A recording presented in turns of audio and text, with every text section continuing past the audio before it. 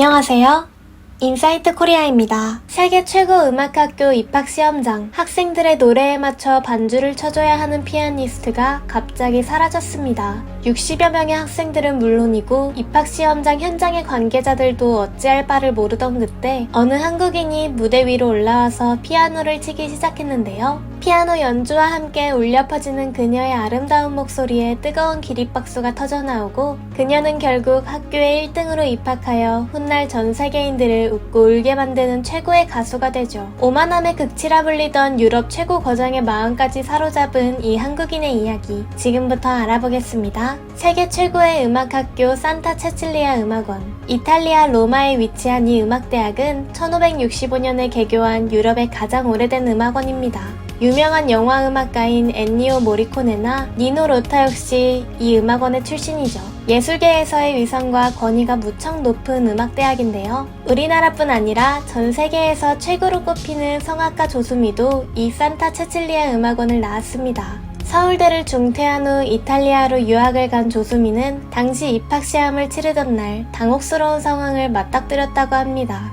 학생들 노래에 맞춰 반주를 쳐줄 피아니스트가 배탈이 나서 병원에 가느라 시험 당일 결근해버린 것입니다. 성악가이니 반주가 있어야 노래를 하는데 피아니스트가 없으니 모두가 함께 시험을 망칠 판이었죠. 학생들은 모두 우왕좌왕했고 감독관이 피아노를 칠 수 있는 사람을 구하던 중 손을 들고 자신이 피아노를 쳐주겠다고 나선 조수미. 그녀는 결국 그날 60명 정도 되는 학생들의 피아노 곡을 모두 쳐줬고 심지어 자기 차례에는 피아노 쳐줄 사람이 없어서 자기가 직접 연주하며 노래를 부르고 합격했다고 합니다. 조수미가 피아노마저 잘 칠 수 있었던 것은 어머니의 가르침 덕분이라고 하는데요. 그녀의 어머니는 성악가라고 해서 노래만 잘하면 되는 게 아니라 음악에 대한 전반적인 이해도 역시 높아야 한다고 가르쳤습니다. 그로 인해 노래뿐만 아니라 피아노 연습도 게을리할 수 없었던 조수미. 또한 그녀는 입학 이후 5년 과정이었던 산타 체칠리아 음악원을 우수한 성적으로 2년 만에 조기 졸업해버리는 쾌거를 이루었는데요. 최고의 음악학교라서 갔더니 결국 거기에서 가르쳐주는 것들이 다 그녀가 이미 배운 것들이었기 때문이죠. 이 모든 것은 그녀가 한국에서 교육을 잘 받고 갔기에 가능했던 일이었는데요. 즉, 조기 교육이 만든 조기 졸업의 기적인 것입니다.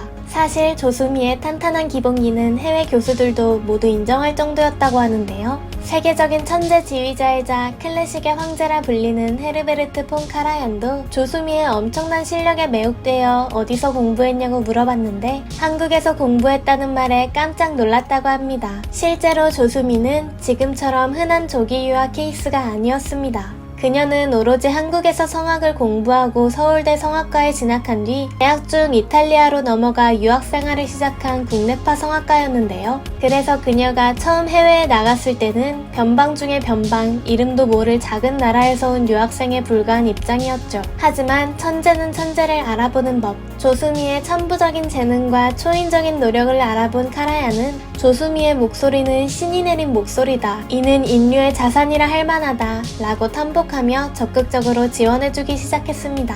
20세기 음악계의 전설이자 그 뛰어난 재능만큼 클래식계에서 절대 권력을 휘두르던 지휘자 헤르베르트 폰 카라얀. 황제로 군림하며 때로는 오만함의 극치를 달리기도 했던 그였지만 인재 중의 인재인 조수미에게는 헌신적이라 할 만큼 평소와 다른 모습이었다는데요. 그만큼 카라얀은 인재를 사랑하고 인재에 대한 욕심이 컸던 예술가였기 때문입니다. 그런 카라얀과 함께했던 인재들은 지금 대부분 정상의 자리에 올랐습니다. 카라얀은 조수미 역시 세계적인 성악가로 성장할 수 있게 든든한 후원을 해주었고 조수미 역시 그의 기대를 넘어선 최고의 능력과 명성으로 화답했죠. 그리고 조수미 이후로 한국에 숨겨져 있던 수많은 재능 있는 성악가들도 빛을 보기 시작했습니다. 한국의 성악가들은 현재 유럽과 미국 등 유명 연주회의 지속적인 러브콜을 받고 있는데요. 그 중에서도 음악가들이 사랑하는 지휘자이자 세계적인 거장인 주빈 메타로부터 진정한 예술가라는 찬사를 들은 성악가 고미영 교수.